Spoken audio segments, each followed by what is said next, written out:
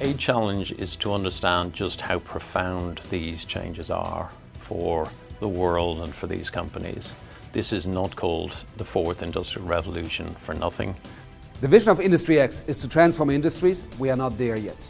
3 things about Industry X. Number 1, smart products. That actually is progressing very well. Number 2, the connected product. The idea is to create new business models.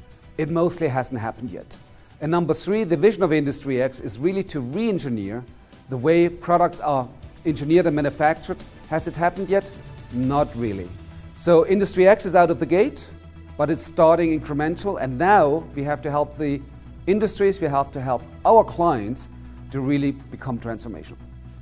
Accenture's strategy is to help our clients rotate to the new. And the new, of course, is everywhere. The new is underpinned by innovation. So in order to help our clients, we built an innovation architecture.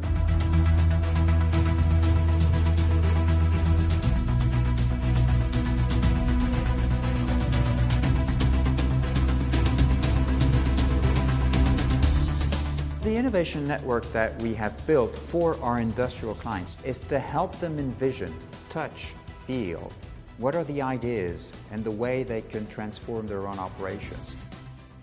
Understanding how IT meets engineering, what happens in a world of Internet of Things, that's what our innovation centers are about.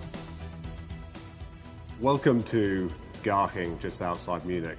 We're using 3 core techniques: industrial design thinking, combined with a set of technology demonstrators, and then finally a connected products liquid studio, which allows us to rapidly prototype solutions based on the issues we've discussed with them in our design thinking workshops with our clients, using sensors, using analytics, industrial IoT platforms to really demonstrate where value can be created in the new industrial value chain.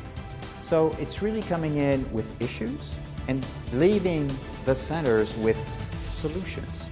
Innovation is one of those terms, very easy to say, very easy to understand, but very hard to operationalize in the real world.